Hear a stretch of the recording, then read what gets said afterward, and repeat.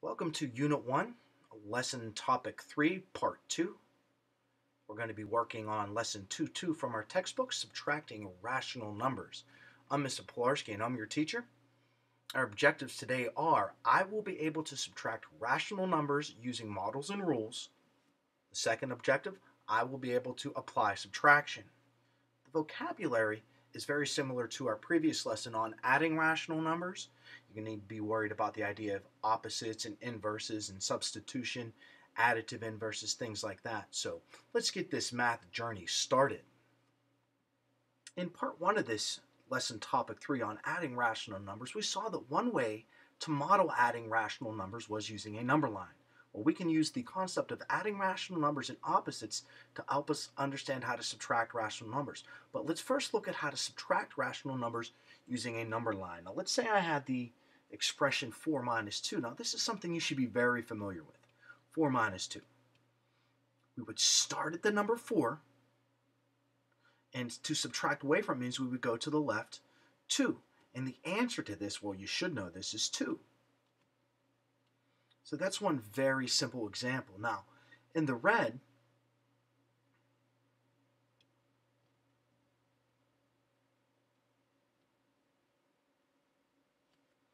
I'm going to model how to do 4 take away 7.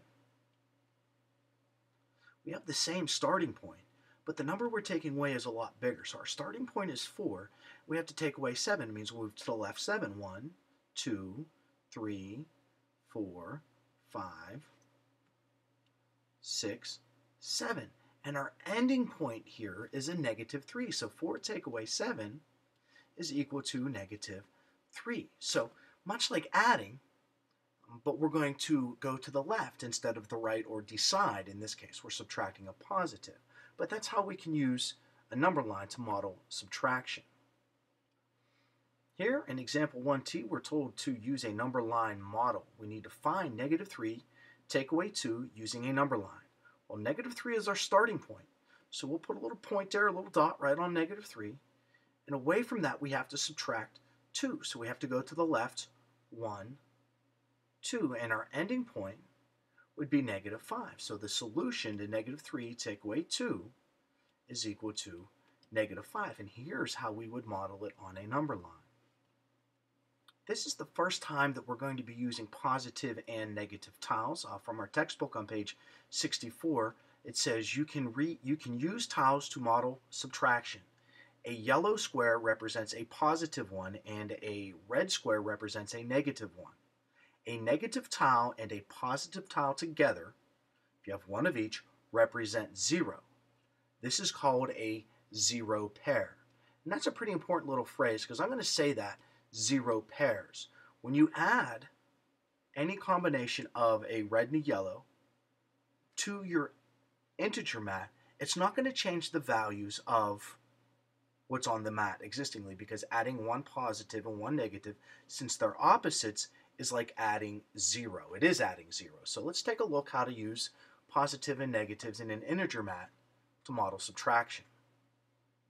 Continuing our work with subtracting rational numbers, what we're going to do here is we're going to use another model, algebra tiles, to model the subtraction 4 take away negative 2.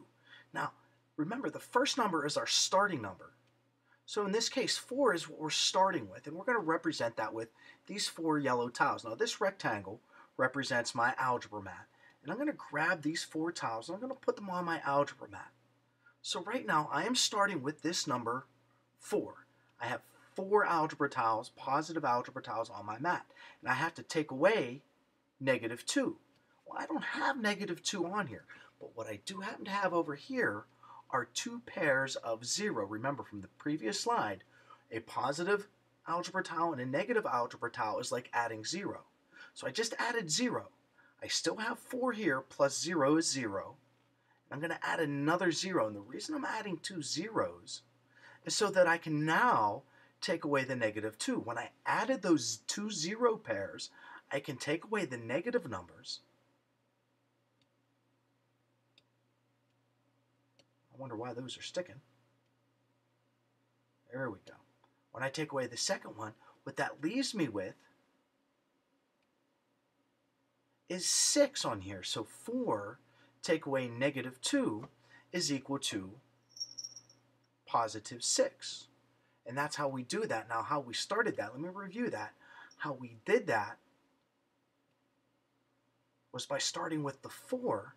And what I did is I added 2 0 pairs. I added this pair of zeros and this pair of zeros. Then I was able to take away the negative 2's, which leave me with a positive 6. 1, 2, 3, 4, 5, 6. Now, I know algebra tiles can be confusing. If you don't like them, that's okay. I'm just trying to give my students another way to understand subtracting rational numbers.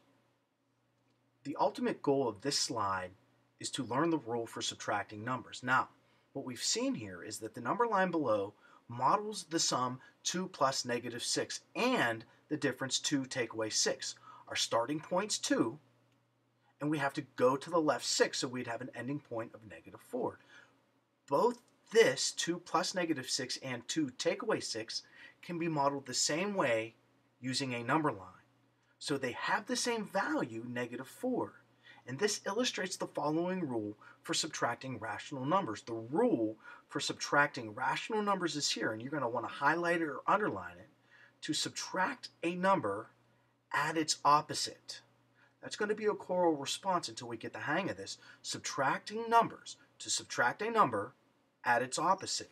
And you can see here, we have two numerical examples. We have given 3 take away 5. We changed the subtraction to addition, and we changed the positive 5 into a negative 5. So we do 3 plus negative 5 to give us negative 2. Instead of subtracting 5, we add negative 5. We add the opposite. Here we have 3 take away negative 5. We can use what I like to call a 2-mark rule. So that would become 3 plus 5, or you can see we can rewrite it as 3 plus 5, which gives us 8. Applying the 2-mark rule over here, we would go change the subtraction to plus and change the positive 5 into a negative 5. Remember, it's always 2 marks. To subtract numbers, you add the opposite. Here in example 3t, we're going to apply the rule we just learned about subtracting rational numbers. Now remember, to subtract numbers, we add the opposite. So the first thing I'm going to do here when I'm asked to simplify is I'm going to rewrite these problems as addition. You can either use my 2-mark rule or you can rewrite the whole expression. I prefer that you rewrite the whole expression. So here, negative 11.6 take away negative 14, we're going to rewrite as negative 11.6 plus positive 14. Now we're going to apply the rules of addition. We're adding opposite sign numbers, so we have to subtract their absolute value. So that means we're going to have to go 14 take away 11.6. And when we do 14 take away 11.6, we have to make that 14.0 so that we can regroup or borrow. We have to borrow from the 4, and it becomes 3. The 0 becomes 10, and 10 take away 6 is 4. 3 take away 1 is 2, and we don't have to worry about the tens place because they subtract out. 1 take away 1 is 0. So the number part of our answer is 2.4. Now, is the answer going to be positive or negative? I hope you said positive, because it is going to be positive because 14 has a greater absolute value than negative 11.6.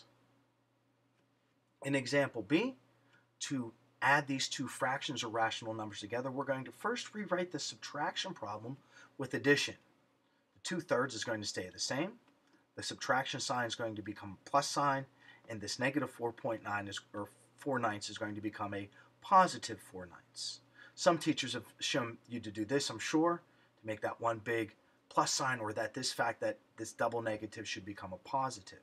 Now, to add these two fractions, we have to find a common denominator, and the common denominator here is 9. So we need to change 2/3 into a denominator with 9. 3 times 3 is 9, so 2 times 3 is 6. 4/9 does not have to change. It already has a denominator of 9. So now we just add the numerator. 6 plus 4 is 10. And the denominator can stay 9. Now, this is an improper fraction, but in algebra and higher level maths, that's okay. But if you did change it to a decimal, it'd be 1.9.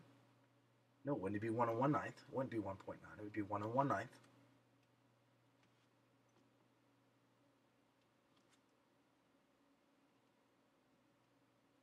And that is approximately equal to, 1.1. So that's how we add rational or subtract rational numbers. We change it to subtraction, to addition, change the sign of the second number, then follow the rules for adding. Here we're starting to talk about applying subtraction, and it says remember that when you simplify an expression, you work within grouping symbols first.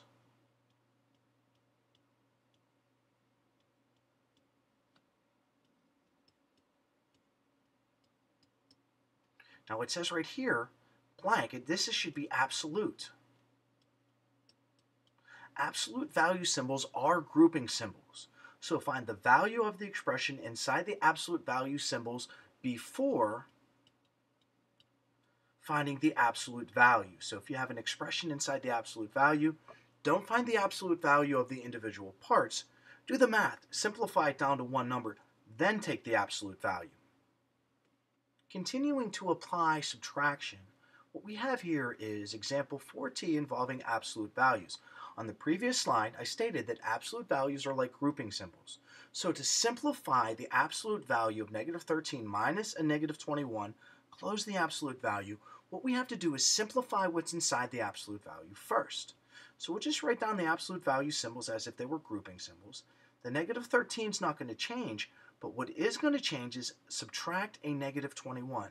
That should be written as add a positive 21. Close the absolute value symbols. Now we do the math here. Negative 13 plus 21. Since they have opposite signs, we need to subtract their absolute values. 21 take away 13 is 8. And of course that's a positive 8 because the absolute value of positive 21 is greater than the absolute value of negative 13. And the absolute value of 8 is 8. In example 5t, we're still applying subtraction, and how we're applying it is by using it to evaluate an algebraic expression when we're given the values of the variables. The directions here tell us to evaluate x minus the opposite of y, for x is equal to negative 3 and y is equal to negative 6. I'm going to suggest until you become very comfortable, you use this first step to organize all your signs, because that's where you're going to make a mistake, is substituting in with the signs. So for x, we need to put in negative 3 minus parenthesis the opposite of whatever y is, and y here is a negative 6, so the opposite of a negative 6. And we have to have two parentheses closed because we opened two of them. Now here's where you're going to get confused maybe. We have three negatives in a row. Subtract negative, negative. Well, the opposite of a negative 6 is a positive 6.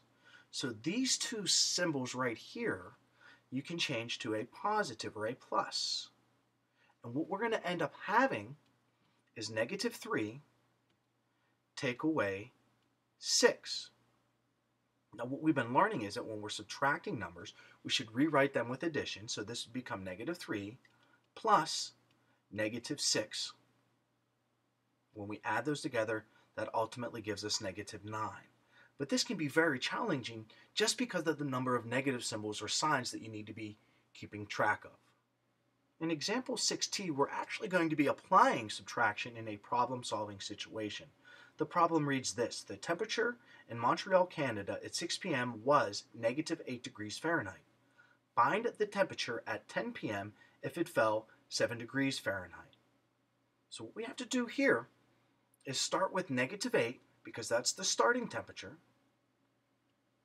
This word fell means we're going to have subtraction, so we have to subtract away from negative 8 7 degrees. As we've been learning, to subtract numbers, we should rewrite with addition. Negative 8 plus a negative 7. Subtracting a positive 7 is the same as adding a negative 7. To subtract numbers, we add the opposite. So then ultimately, negative 8 plus negative 8, we add their absolute values to get 15. And the sign is going to be negative because both of the add-ins are negative 2. So at 10 p.m., it's negative 15 degrees Fahrenheit in Montreal, Canada.